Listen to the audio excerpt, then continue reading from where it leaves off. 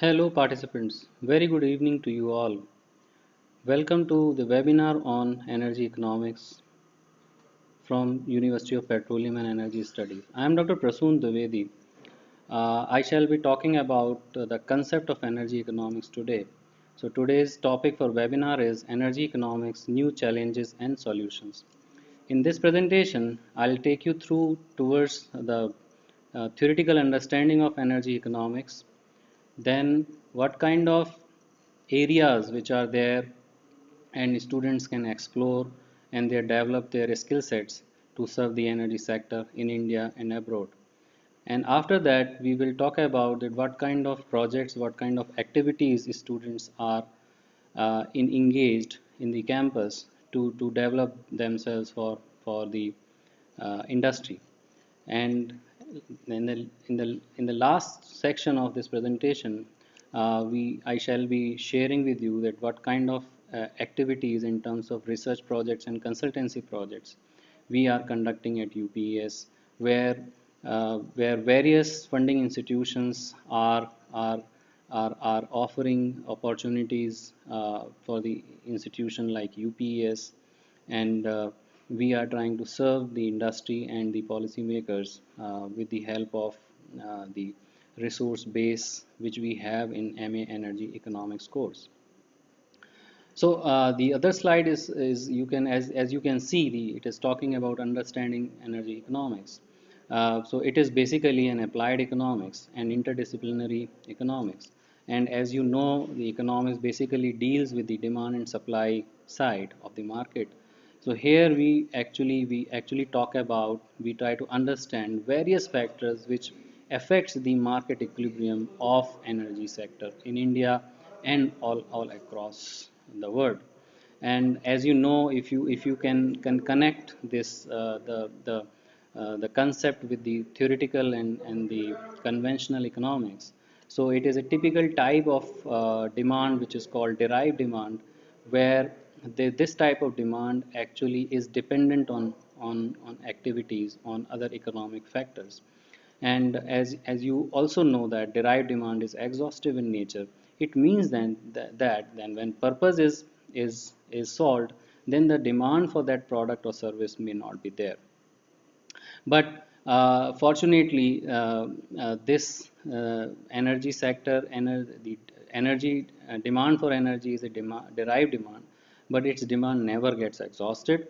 There are various reasons in which lies in the demand side and the supply side of the factor. And because of this, energy sector is also called public sector, public utility sector. It is a natural monopoly where because of the natural conditions the market is monopoly in nature, and due to which the growing demand, it is very difficult to supply, to enhance the supply.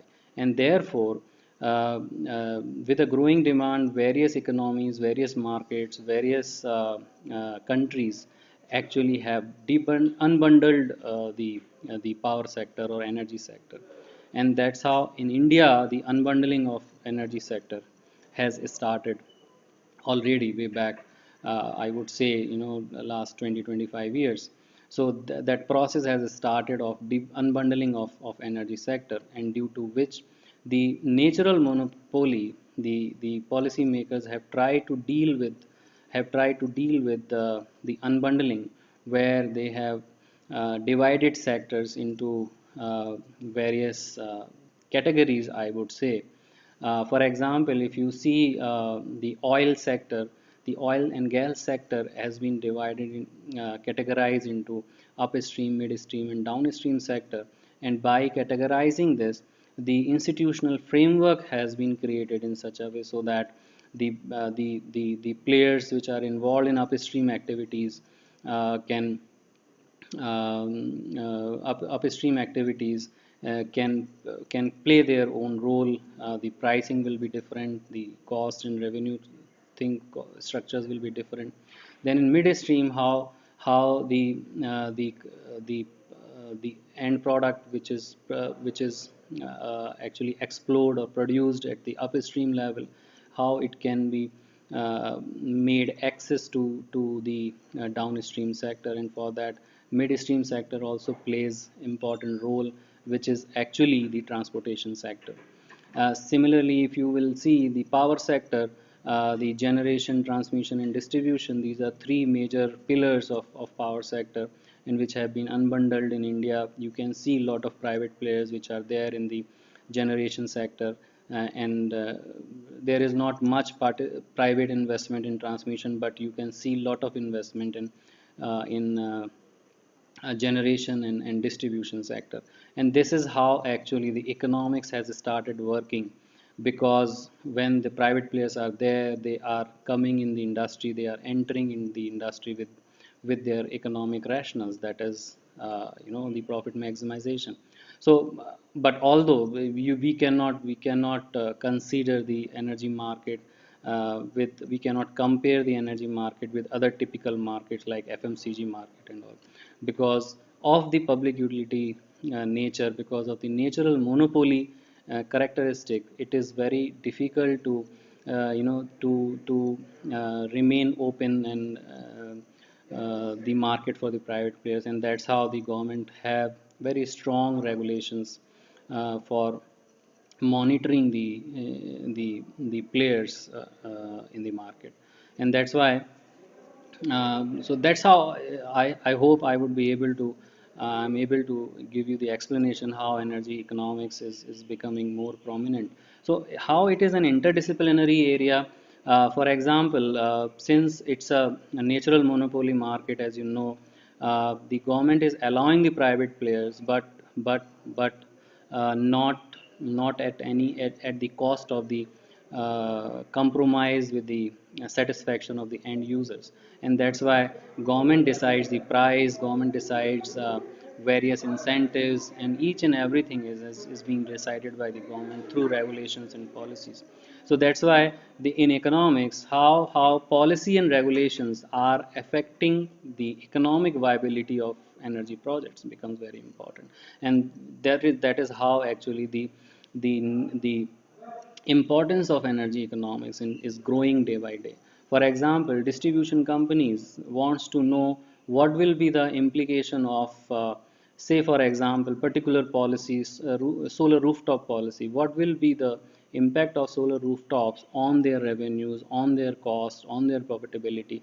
So it is a typical, the economic area where the experts, the people, those who have uh, good understanding of economics concepts and can contribute in solving the problems of the industry.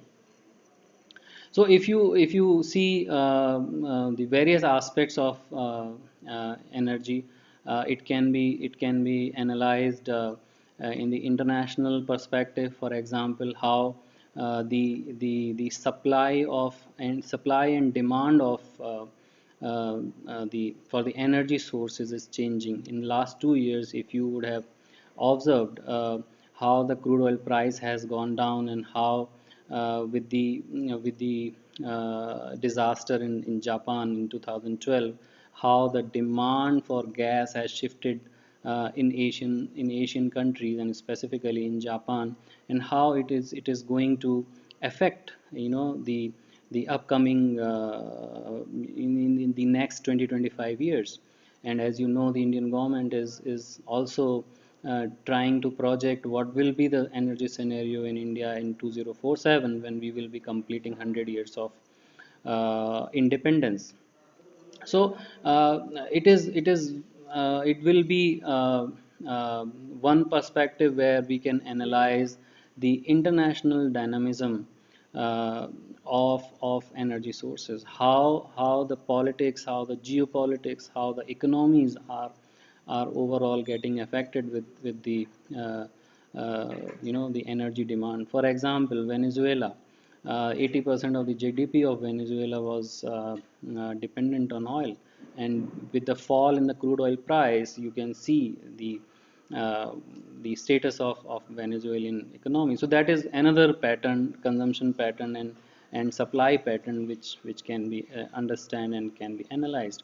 Similarly, a lot of price variations, if you see in terms of energy consumption and prices, uh, I can talk about, you can associate more yourself with the electricity prices. So the price which we are paying to the distribution companies, but the price which the distribution companies are paying to the generating companies are different.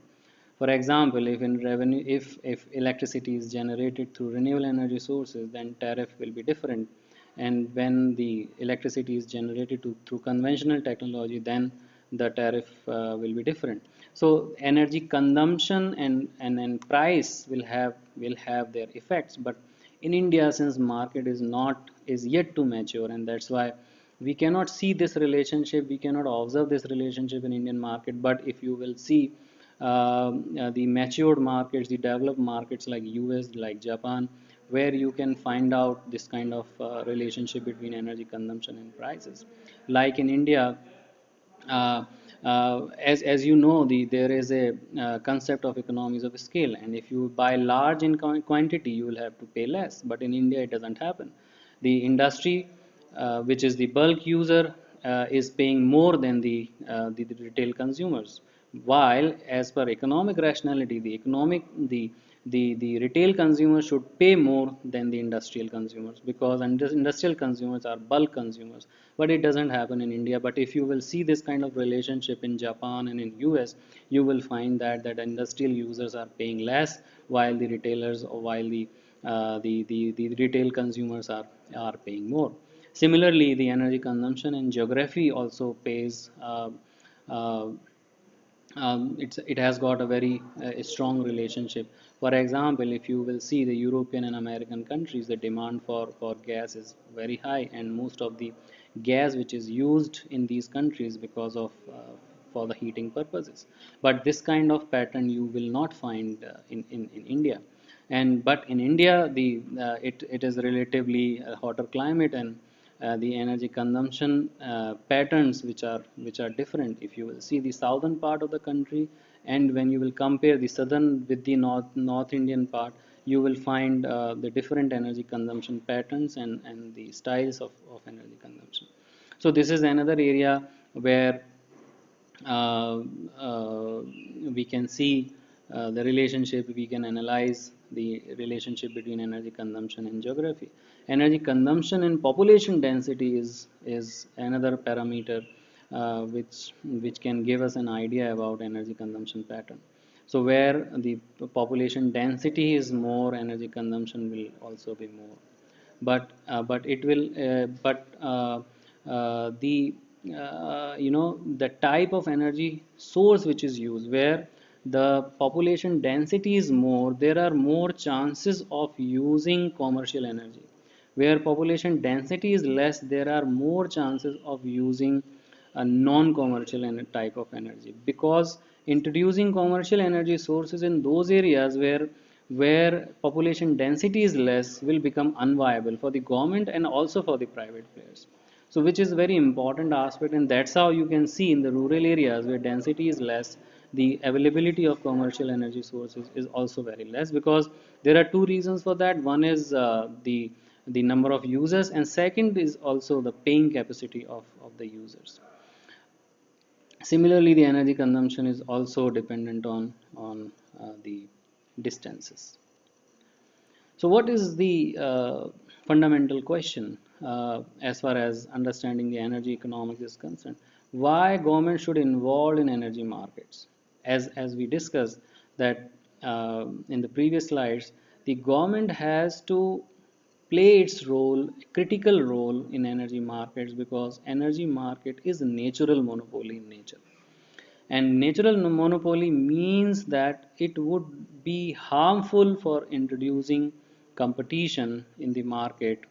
And that's why the government has to, first of all, government is not able to meet the demand, and that's why government will have to introduce the private investment. But government has to have control and monitoring power with itself in the energy market, because of the natural monopoly character of this market. And why can't energy markets solve societal problems on their own? Because uh, because of the government regulations, because these factors are quite interrelated with each other.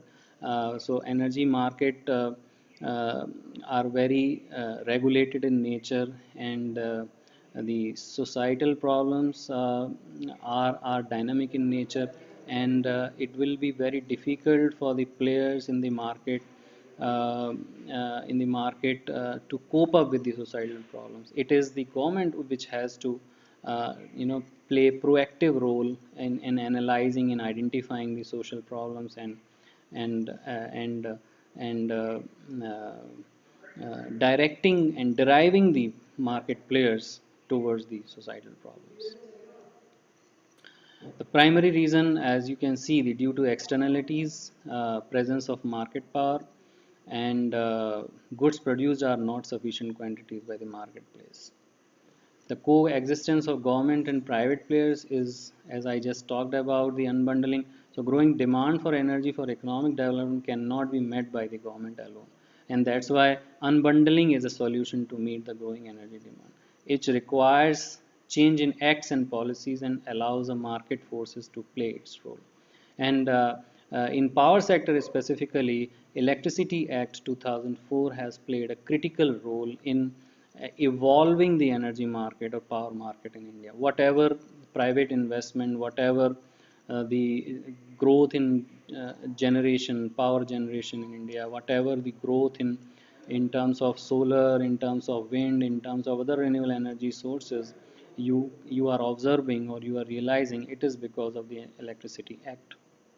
And that is the act which is actually allowing even an individual to generate electricity. And because of this act, we can see that governments are actually introducing policies where the individual can put solar PV on their rooftops and they can generate their electricity. They can consume on their own, or they can sell it to the distribution companies. So that's how the market is changing, is growing, is evolving in India as far as energy market is concerned. And obviously you can see, as market is on the way of reforms. You can see that how uh, the economics has starts playing its role in the market. So what is the challenge for the energy economics, or what is that where the energy economics can justify their role? So in increasing energy consumption in the growing economies. If you can see, I would just like to give you few facts related to the growing energy demand in India. Niti Aayog has developed the calculator which is called IESS, India Energy Scenario, India's Energy Scenario 2047, where they have modeled the energy demand and energy supply for India in 2047. So, and if you will see the projections that at what rate GDP is going to grow, then at what rate population is going to grow, then what will be the energy demand. It would be good to understand that at the same time government of India has also uh, committed for energy consumption reduction, and in enhancing the renewable energy penetration. So by 2040, government has committed to reduce the energy intensity by 35% and to increase the renewable energy penetration by 40%. So that's how, with the growing energy demand, how the energy composition will change in times to come, and how renewable energy can contribute and can help uh, in the growing energy demand, and so that how the pressure on the conventional technology can be reduced by introducing renewable energy. And that's how, if you will see, the policy environment all across India is actually towards that, where the government is trying to pushing the generation electricity generation through renewable energy, and primarily the solar energy, where there are different types and formats of solar energy, and policy formats are there through which the government is trying to tap the solar potential in India. Changes in the world of energy supply structure adjustments in the geopolitical landscape with the introduction of unconventional technologies. For example, the disequilibrium in the oil price, crude oil price, why it has started. It is because of the introduction of the unconventional technology, which the US actually has started, and due to which the demand for crude oil from oil producing countries has gone down by 50%, and due to which the prices have gone down, and even today the crude oil price is $50 per barrel. So introducing new technologies, for example, the emerging technology, unconventional energy technologies means the emerging technologies, even the solar PVs. If somebody develops the technology where the solar PV efficiency improves from 19% 20% to let's talk about 45%, then the whole scenario and whole economic viability will change as far as solar PV projects are concerned. Similarly, there are other technologies, for example, OTEC, thermal energy technologies, where ocean energy can be used for generation purposes. So when these technologies will be used, when there will be a commercial viability of those technologies, then the geopolitical landscape will also be changed. Sometimes the natural factors also changes the landscape, geopolitical landscape, as I just talked about the Japan, and how after the natural calamity in 2012, how the if you will see the energy basket of Japan has altogether changed. As of now, the where the nuclear generation through nuclear energy was dominant, today it is almost zero in Japan, and largely the dependent Japan is dependent on gas or coal as far as electricity generation is concerned. Similarly, climate change and low carbon growth are very two critical areas and very strategically important areas, because as energy and demand is growing, there is also uh, one side of it that this demand should be met by the low carbon growth, means the energy should be generated with less carbon emitting technologies, and the relation between this is because of the climate change. So the enhancing the penetration or increasing the penetration of renewable energy will help in low carbon growth, and will also help in uh, uh, controlling the climate change. Energy efficiency is another area which is called invisible energy source, because it is related to energy saving, and energy saving is a kind of sacrifice. As you know, saving as a term in economics is known as a sacrifice. So similarly, energy efficiency doesn't talk about sacrifice, but it talks about the rational use of energy sources, and be it households, be it industry, be it commercial buildings, be it agriculture, everywhere there is a scope of energy efficiency. It means that there is always a scope of rational use of energy, and that's why it is said that one unit of energy saved is equal to 2 units of electricity generated, because when you are generating electricity, there are some losses during transmission and distribution. So when you are saving it, then you are able to actually you need not to generate 2 units of electricity. And Bureau of Energy Efficiency, the only nodal agency at central government level under Ministry of Power, has projected that India has got the potential capacity avoided uh, for energy efficiency is about 18,000 megawatt. So if energy efficiency can be implemented in can be implemented in all the sectors like industry, households, uh, uh, commercial buildings, agriculture, then the government can avoid the setup of the plants equal to 18,000 megawatt. So that's how these are the challenges for the economics, where the people can develop their interest, they can prepare themselves, they can learn about this side of energy market, and they can serve the nation and the stakeholders. Impacts on the following: development of exploration technologies, GDP, inflation. So these are various areas where research can be carried out. Scenarios for energy demand for 2040 with India's INDC. So for energy sources like RE, coal, gas, countries like India and Japan with technology intervention. So these are the few areas which we are trying to indicate where people can come and can they can study, and they can because these are the typical modeling areas where only economics can do that.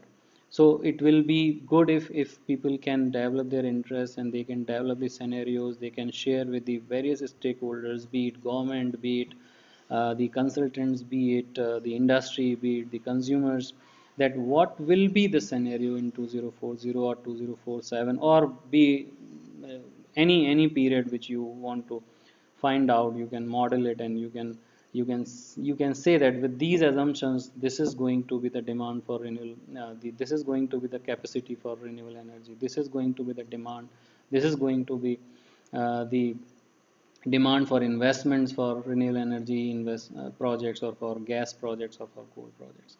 With the technology intervention, I mean that if any technology will be, for example, in India, 70% of the electricity generated is through conventional energy, and that has got a lot of potential for energy efficiency.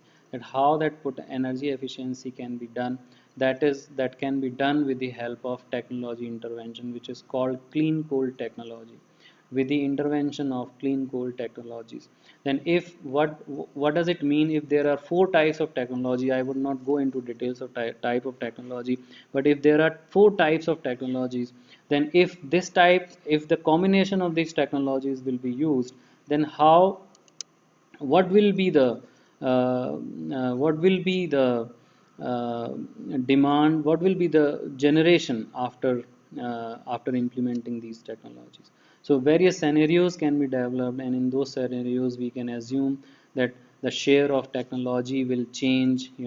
If there are 20, if there are four types of technologies, so let's keep the equal share of each technology. Let's keep the dominant share of one technology and lesser share of the other technologies, and then what will be the impact on generation, cost, emissions. So those scenarios can be developed. Next area is, which is very important, and the current government is also focusing on fourth P of PPP, that is the people. And PPP means public private partnership. How people can be involved in the energy projects for improving energy access, and if you will see from the larger perspective, how those people can be involved for inclusive growth, which is also a very critical terminology which is being used for the inclusive development. So there are various models, there are various areas where energy access needs to be improved. Energy access means largely people are dependent on biomass. They are dependent on they are bringing the biomass from the forest or from agriculture waste. So this is actually creating the climate change, or the environmental issues, and also health issues, because these conventional methods are not healthy at all. When you are cooking at home and using the conventional chula, then how the smoke of that chula is affecting the health of the people. So how local people can be involved in generating electricity, how that generated electricity can be used for value added activities. These are few areas where the economics can understand the society, can understand the economic needs, socio-economic aspects of those societies, and can suggest that how government, private players, and the people can be involved, and how inclusive development and energy access can be improved. Similarly, understanding potential of emerging renewable energy technologies, as I just talked about OTEC. If I have not seen the commercial viability, but as far as this technology, its parameters are concerned, the um, uh, this technology actually is the load factor of this is technology is CUF of this technology is about 90%, as the research papers have as said. And intermittency of this energy source is also not there if we compare it with the renewable energy. It means that solar is intermittent in nature. It means that you will find solar in days, you will not find solar in the evening. Similarly, with the wind energy, intermittency is there, that you don't know when wind is going to flow. So, but as far as ocean technology is concerned, intermittency is not there. Anytime electricity can be generated. So, but these are few economic areas which are actually differentiating, or this technology is better in comparison to solar and wind. Then why this technology is not coming up in India and in other parts of countries? Why government of India is not considering at all ocean technology as an emerging technology, where the INDC commitment says that renewable energy composition has to be 40%? Then why can't the emerging technologies be experimented? So these are few areas where students can come and can understand, can do their projects, and can come to the conclusion, can develop a report, and can say that this kind of policy environment should be there, where the OTEC kind of technologies can be introduced, which will help us in meeting the targets, INDC targets for the country. So, with this background, when you will go through the course curriculum, it will be covering the areas like international energy markets, power economics, which will be including the the uh, generation transmission economics of generation transmission and distribution, economics of petroleum products. This area is also very much interesting, and if you will see the various verticals of this sector, the upstream is one sector, midstream is one sector, downstream is another sector, and after that, after downstream, there is another sector which is called petrochemical, which is typically a competitive market. You will find lot many players are there in the petrochemical. So it has got a typical economics involved, and it would be very interesting to see and to understand these aspects of petroleum products. Similarly, renewable energy economics is typically regulation determined, and how economics is affected with the changes in policy. As I just shared one example of rooftop policy with you, energy pricing is a very critical area, very important area for the private players, because pricing is under in the control of the government, and what economics says, what regulation says, and what the market says, these are three different dimensions. So it would be very beneficial to understand energy pricing, its theoretical aspects, its models. Energy modeling, I just talked about that.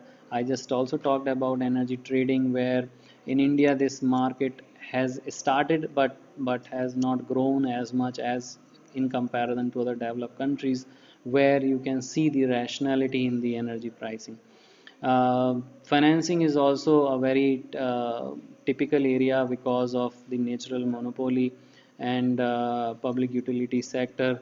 The financing is also very tricky, and how the financing can be made attractive, for the investors or for the financing institutions. ESCO financing is another concept which we will discuss in some time, but this is related to energy efficiency and how the savings can be converted into monetary terms, and how those monetary terms can be converted in a project to get the finances from the financial institutions. Energy efficiency economics is one area, energy policy and regulations. As we have discussed, oil and gas sector, upstream, midstream, and downstream, renewable energy, energy efficiency, and these are the emerging disciplines which are uh, actually representing the energy sector.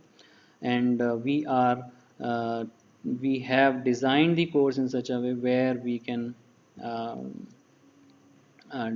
deliver all these courses, and we can develop the skill sets of the students. So as far as this course is concerned, MA Economics with a specialization in energy economics, the 2 years, 4 semester program in energy domain of UPES. It aims at imparting domain-specific academic training to the students very rigorously. The program aims at producing energy professionals for academic and corporate research positions in the private as well as in the public sectors. I'll just take you through the kind of placements the students have got from the campus, and also after completing their 1 or 2 years in the industry, how they are getting the better platforms, and they are reaching the heights of success in their careers. Keeping in mind the market demand in energy sector, academic and corporate curriculum of the program is designed so eminent professionals and professors acquaint to the students with theoretical concepts as well as practical applications pertaining to the energy sector. If you will see the course grade, it is uh, divided into 4 semesters, and first semester is mainly covering the basic understanding of the course. And you can see this course is interdisciplinary course where you will find some courses on economics, you will find some course on financial accounting, you will find some course on statistics, you'll also find course on strategy, because these are the integral part of the energy sector. Apart from that, you can see largely in the third and fourth semester the papers related to energy sector. Petroeconomics in the second semester you can see, then international energy markets, power economics, energy sector project financing. So the emerging areas which are there, which we have indicated in previous 2 slides, we have developed the courses to cover those and to develop the understanding of the students uh, of energy economics. These are the program electives which we offer students to the students in the second and third semester. So techno-economic economics of energy systems and energy pricing. Techno-economics means that how the economic viability cost benefit analysis will change with the change in technology. For example, if solar PV's efficiency improves by 10%, then what will be the impact on generation? What will be the impact on realization of cost? What will be the impact on other economic parameters? Similarly, energy pricing is a typical area as a subject which we offer in the form of electives. So any top two electives will be offered in second semester, and the other two electives will be offered in the third sem. A student can choose any one of the program elective. In addition to that, we have open electives where the other functional departments used to offer their courses, and the students are free to choose any one of the paper. And that's how, along with the core courses, the students will also get program elective and open elective in their respective second semester and third semester. Admission criteria, as you know, 50% in 10th, 12th, and in the graduation, and you should have statistics, mathematics, and economics paper in the graduation level. And your test will be taken, and then the uh, which will your test will be followed by personal interview. Let's see that what students are doing at their course. So they are going for industrial visits, where we are taking them through various installations to develop their insights, how does industry works.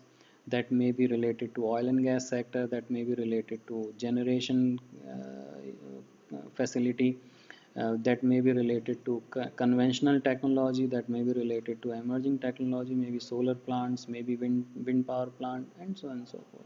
And as far as the summer internship is concerned, after the second semester, students have to spend 6 to 8 weeks in the industry as a part of summer internship. So students have done their summer internship with CERC, Central Electricity Regulatory Commission, the only institution which is actually designing the regulations for energy sector. Energy sector means be it any source of energy, be it solar, be it wind, be it coal, be it anything. So this is the single and sole authority in India. So students are also going to this institution and spending 6 to 8 weeks to understand the regulatory aspects. TERI, well-known institution, Market Insight Consultancy, Grandview Research, Institute of Economic Growth. So it's a mix of consultancy, regulatory bodies, and good research institutions. Reliance Industry. So these are the institutes where the students have visited as a part of their industrial tour. The second batch has done their summer internship with CSE Kolkata. This is a distribution company of private sector. This is a Goenka Group's distribution sector where students spend 6 to 8 weeks. Cuts International, UREDA, it's a state nodal agency of MNRE based in Dehradun. Central Electricity Authority, Grandview Research, Bureau of Energy Efficiency. So these are the institutions where the second batch students have spent their 6 to 8 week times as a part of summer internship projects. Industrial tour second batch, they have gone to Charanka Solar Park. This is the only solar park we can say which is working and generating electricity through solar. So it is heart threatening for the students to see the large canvas of the solar projects. Adani Power Plant, which is a conventional technology based power plant, and Hazira Port, which is actually to understand how the coal is transported from other countries and the other parts of the countries.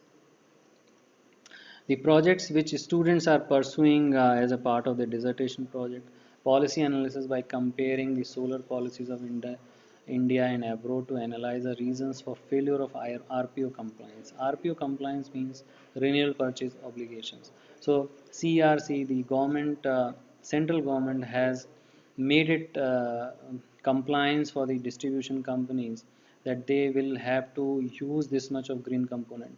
And similarly for the generating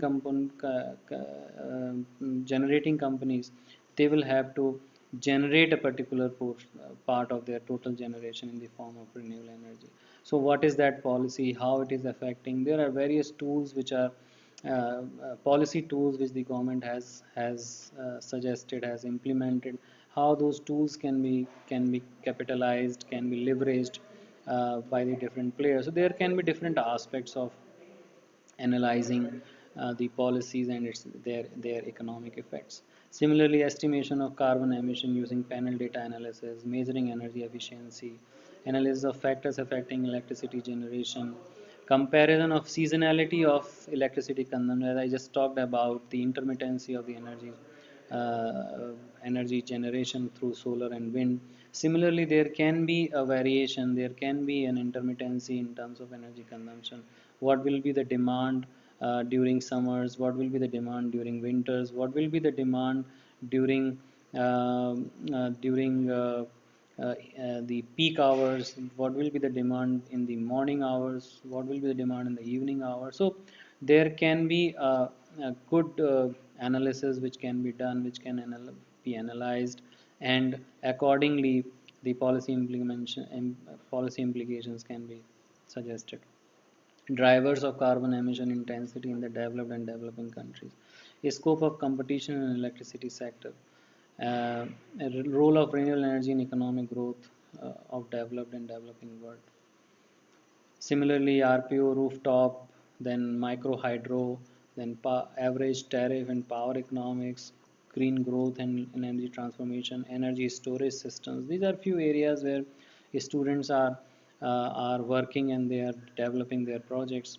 PAT mechanism, perform, achieve and trade, which is a typical market mechanism which is recently introduced by the government, and the government is trying to encourage the market of buy and sell of certificates through energy efficiency. So this is a typical upcoming energy area for energy economics professionals. So first batch was placed, 100% placement was there. The purpose of sharing this content with you also to give you an idea that what kind of placement students are getting, and then how you can see you can leverage your expertise and your experience, and how you can look for the premium institutions like Prayas, Vicky, and Mercados. So initially the students got placed with Irade, which is a very prominent consultancy institution, which is owned by Dr. Kirit Parekh. Then Grandview Research, Modern Intelligence, Industrial Info Research, Manikaran Power and Indus Energy. And then after some years, 1 year and 1.5 years, the students have grown, and then they switched to Prayas, Vicky and Mercados kind of companies. And as far as placement support is concerned, we have dedicated department which is called Career Services Department, where the department nominates the students as SPRs, which is called Student Placement Representatives, and these representatives actually is a linkage between the rest of the class and the career services, and the students work throughout the year, throughout their stay, and they work to improve their personality enhancement, towards personality improvement. There are various training capsules which are time to time suggested by the industry, and which we try to organize so that along with the regular courses the students can also be prepared with the current industry requirements. Similarly, to give you some uh, understanding of the softwares, so we provide the like econometric lab, where the theoretical models which you will learn during your courses, the econometric lab will give you a platform where you can run those models and you can see the results on your own. So that's how the scores will make you deployable by doing these kind of activities. So as and when you will go to the industries, from day one you will be able to contribute to the industry. And about the last point, I have just talked about that we have dedicated career services department, where the students actually group of students represent the students, and they interact with the faculty, with the students, and with the career services. Let's move on to the activities which we do at UPES to provide the hands-on experience and the real-time exposure to the students. So we have one dedicated center called Center for Excellence for Energy Economic Research, where we do research in the area of energy business, economics of energy efficiency, community participation, capacity building, and we also do a lot of reviews. For example, we are regularly reviewing the Oxford Institute of Energy Studies, where a lot of working papers are there, which helps the students a lot to understand the current issues, and it also talks about what what should be the way forward. So we, in addition to the regular research activities, we also try to do the reviews of these published material in the form of working papers or in the form of white papers. Recently, we have signed an MOU with Niti Aayog for 5 years, and we have done one project on clean coal technology. And as I was talking about in my one of the previous slides, where we have tried to project the scenario that what will happen when clean coal technologies will be implemented in India, and then what is going to be the energy scenario in India and Japan. Similarly, we have done one integrated, developed a model for holistic hill development, which will actually help the state government to do the inclusive development, and also will help to improve the energy access in the Uttarakhand, and especially in the hill Uttarakhand, or especially in the rural Uttarakhand. In this model, we have taken four pillars: tourism, hydropower, agriculture, and livelihood. These are the four potential areas. And through how education and skill development, how we can leverage it with the help of the local people involvement. So this is integrated model which we have developed, and in this project also we have actually done some projections, and we try to find out that how the migration will take place in next 15 years. And we have developed two scenarios of 2025 and 2032, where we have tried to indicate that how the population is going to shift from in terms of urban and rural areas, and how we can address, how we can handle the migration, and migration, if migration will happen, then in urban areas, how that urban areas should be made capable to handle that migration. So keeping these aspects in mind, we have developed this model, uh, and to provide the solution for integrated development and energy access in the state of Uttarakhand. This is another project which is leadership in higher education and research.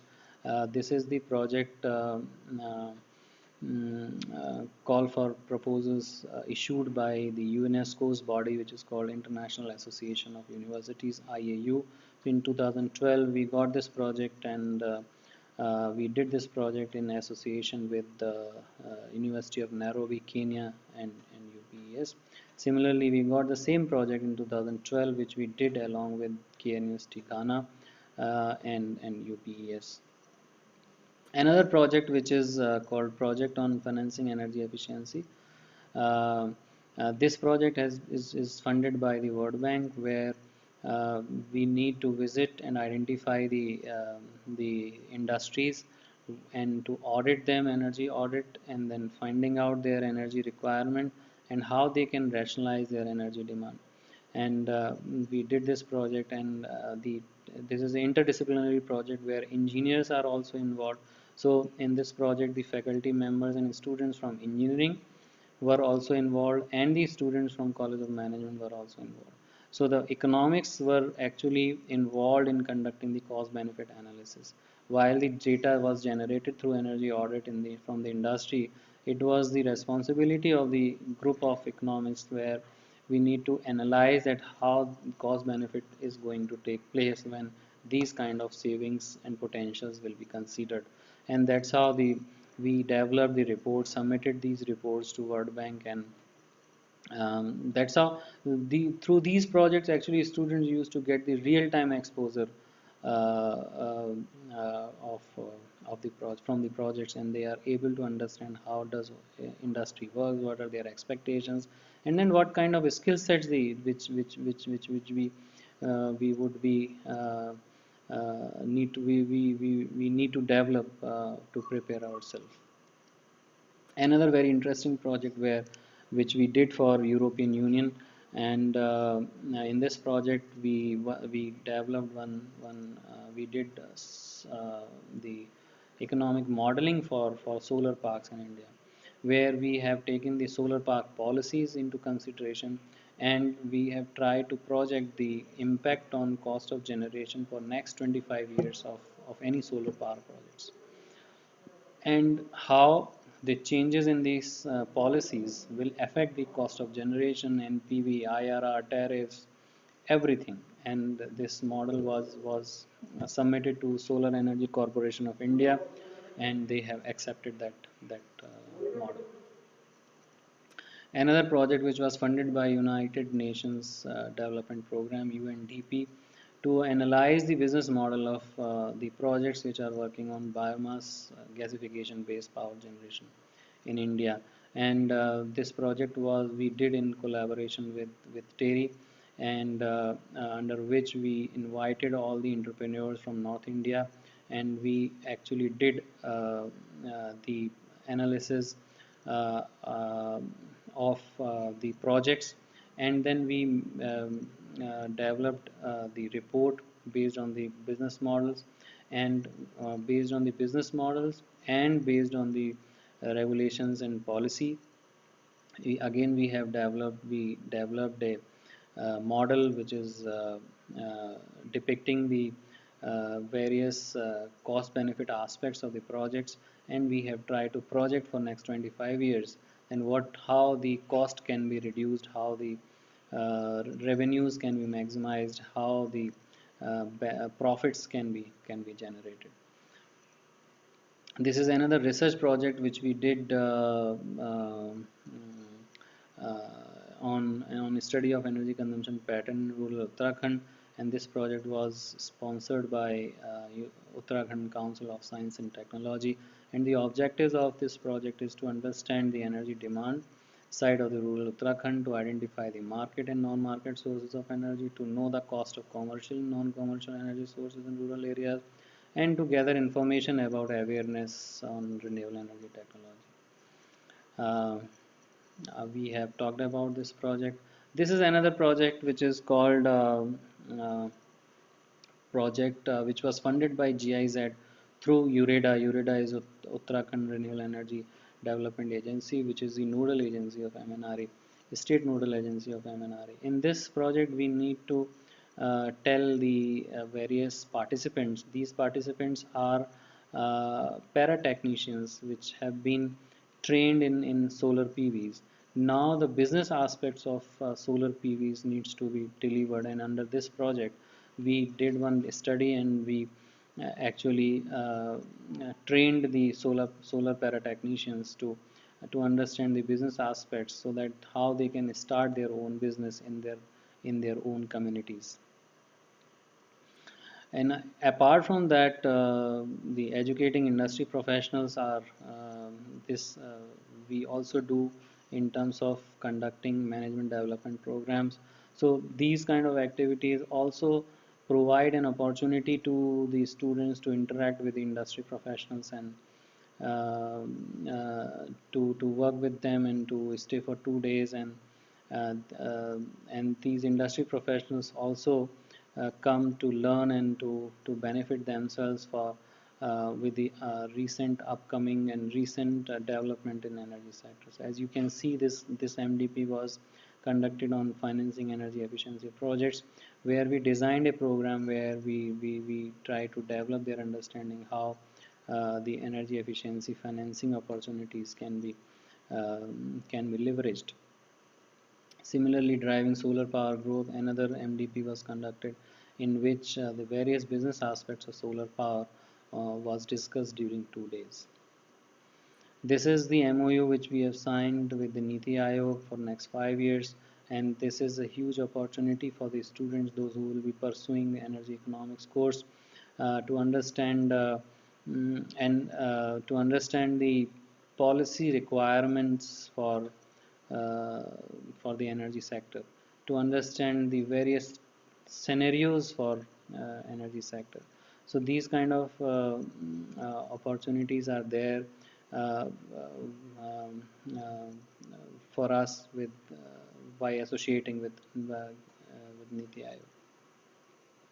These are the potential benefits. So students can be benefited by involving themselves in the projects with the faculty members, and they would be able to interact directly with the Niti Aayog officials. They will be able to understand that what is actually happening at the national level, and what kind of plans and the targets the Indian government have for the energy sustainability in the country.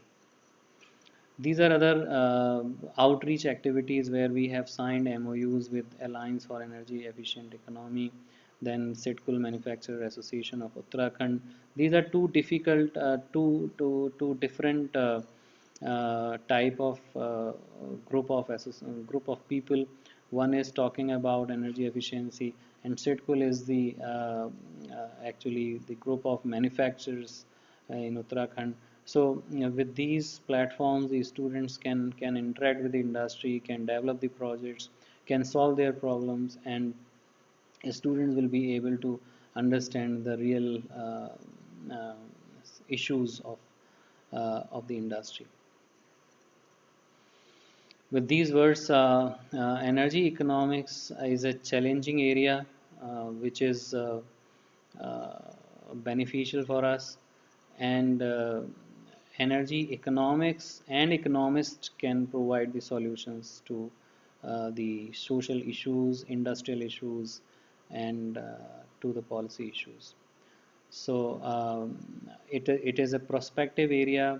It has got a bright future, bright career perspectives for the candidates, those who wants to pursue such type of courses at UPES. Thank you so much.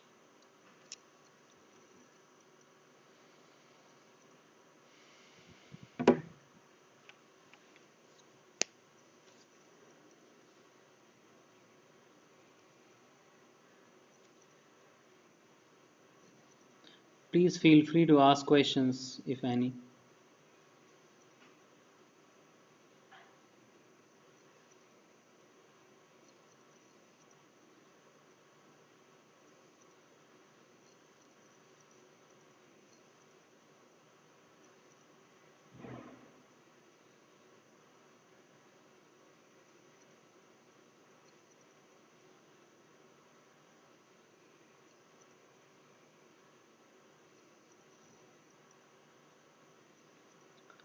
Yeah, business intelligence is a very upcoming area. It is also called business analytics. And as in one or two slides, if you remember, I was talking about to understand the intermittency of energy sources. Similarly, the business intelligence is also lies with the uh, the energy consumption patterns. So I'm just trying to give you one example of business intelligence and how it can help. One aspect is understanding the patterns. Analyzing the load patterns will give us the business understanding.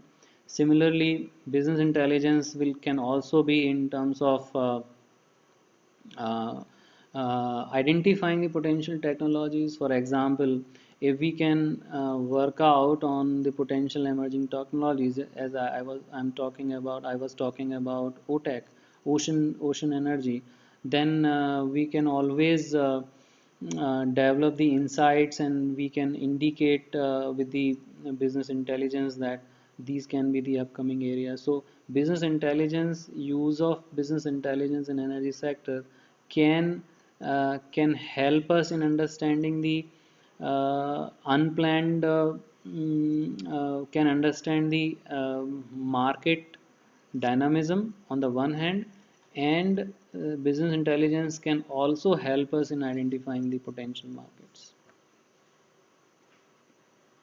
Thank you. Next query.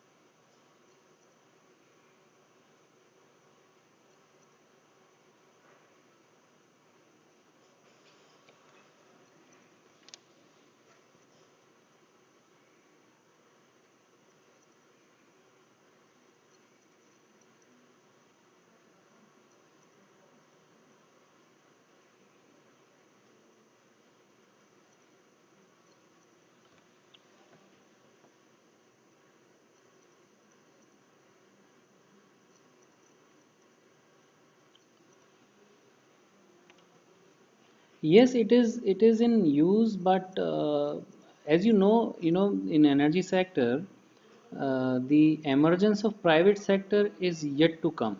Although the private investment has been, investors are there in the market. So these things actually, these practices comes when your operations have settled. So not much, not in a big way, but yes, few of the private players are using their business intelligence. But it is a potential area which can be uh, which can be tapped.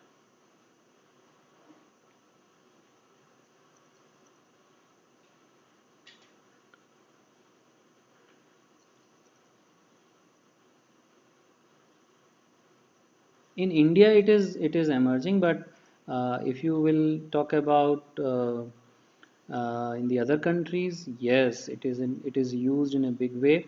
I can tell you, there are people based in UK. They have developed these softwares and databases where you can get any type of information uh, related to technology, related to their means projects performance, then its various parameters in terms of financial performances, in terms of the generation, in terms of the location. So lot of databases, lot of efforts have been made as far as out of India. If we see the market out of India of business intelligence, it is there.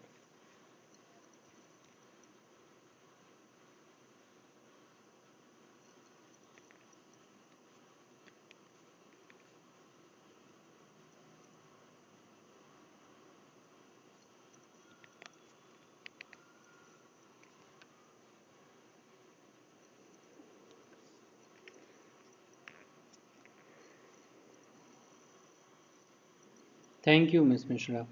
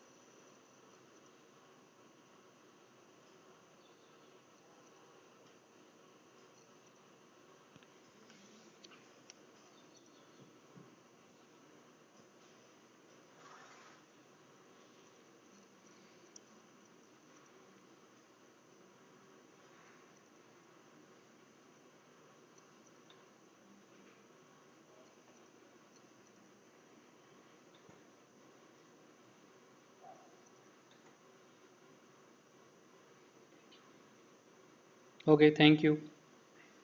Bye.